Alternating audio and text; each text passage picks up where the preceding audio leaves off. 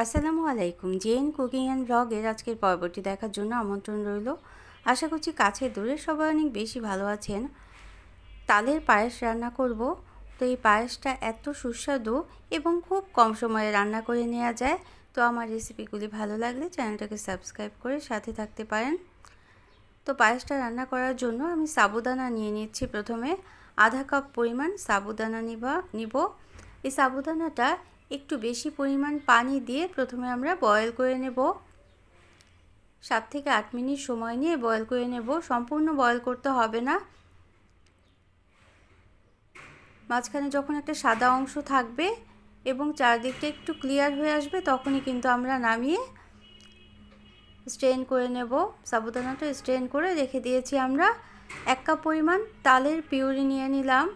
একটু ঘন করা তালের পিউরিটা নিয়েছি। স্ট্রেনার দিয়ে আঁশটা খুব ভালোভাবে পরিষ্কার করে নিয়েছি। এখন এটাকে জাল করে নিতে হবে। অবশ্যই কিন্তু আগে থেকেই তালের পিউরিটা জাল করে ঘন করে নিতে হবে, তাহলেই কিন্তু এটা সুস্বাদু হবে খেতে। তো আমরা এটা জাল করে রেখে দেব। এখন দুধ নিয়ে নেব। তরল দুধ নিয়ে নিচ্ছি। 2 কাপ পরিমাণ তরল দুধকে আমি একটু ঘন করা দুধকে জাল করে আমি 1 কাপ পরিমাণ করে নেব। আপনারা চাইলে কিন্তু আরও বেশি পরিমাণ দুধ নিতে পারেন। দুধটা একটু বেশি হলেই কিন্তু পায়েসটা খেতে অনেক বেশি ভালো লাগবে। চাইলে গুঁড়ো দুধও নিতে পারেন। 1 কাপ পরিমাণ গুঁড়ো দুধ 1 কাপ পরিমাণ পানির মধ্যে গুলেও নিতে পারেন। চিনিটা যার যার পছন্দ মতো নিয়ে নিতে হবে। এখানে আমি আধা কাপের মতো চিনি দিয়ে দিয়েছি। চিনিটাও দুধের সাথে জাল করে নিতে হবে। আর শুকনো মশলা হিসেবে একটা তেজপাতা, ছোট দারচিনি, একটা এলাচ মাথাটা ফাটিয়ে দিয়ে দিলাম। কিছু সময় জাল করে নেওয়ার পর আমরা স্ট্রেন করে রাখা সাবুদানাটা দিয়ে দিলাম।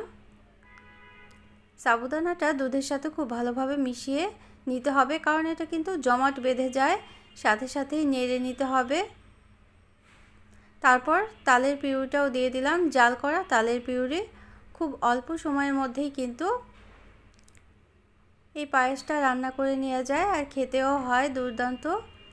এখন কিন্তু দুধের সাথে তালের পিউরি এবং সাবুদানাটা খুব ভালোভাবে মিশিয়ে নিতে হবে। যদি এভাবে রেখে দেন তাহলে কিন্তু জমাট বেঁধে যেতে পারে এবং পায়েসটা খুব ভালোভাবে রান্না হবে না। তো 2-1 মিনিট রান্না করে নেওয়ার পরেই কিন্তু আমরা নামিয়ে নেব এবং কিশমিশ দিয়ে দিলাম।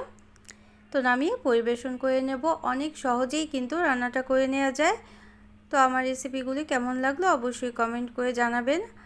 আর রেসিপিটি ভালো লাগলে লাইক দিয়ে দিবেন। প্রয়োজনে কমেন্ট করবেন আর শেয়ার করে নিতে পারেন ফ্রেন্ডস অ্যান্ড ফ্যামিলির সাথে। যারা প্রথম ভিজিট করছেন চ্যানেলটিকে, তারা চাইলে চ্যানেলটিকে সাবস্ক্রাইব করে বেল বাটন প্রেস করে অল অপশন সিলেক্ট করে সাথে থেকে যেতে পারেন।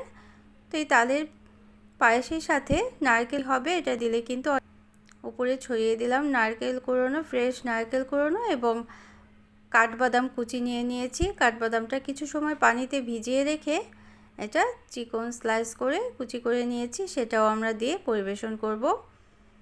তো আজকের রেসিপিটি কেমন লাগলো অবশ্যই কমেন্ট করে জানাবেন। নিত্য নতুন রেসিপি পাওয়ার জন্য সাথে থাকতে পারেন। যারা সাথে আছেন তাদের জন্য রইল অসংখ্য অসংখ্য ধন্যবাদ। সবাই অনেক বেশি ভালো থাকবেন। সবাই সবার জন্য দোয়া করবেন। Thanks for watching. আল্লাহ হাফেজ।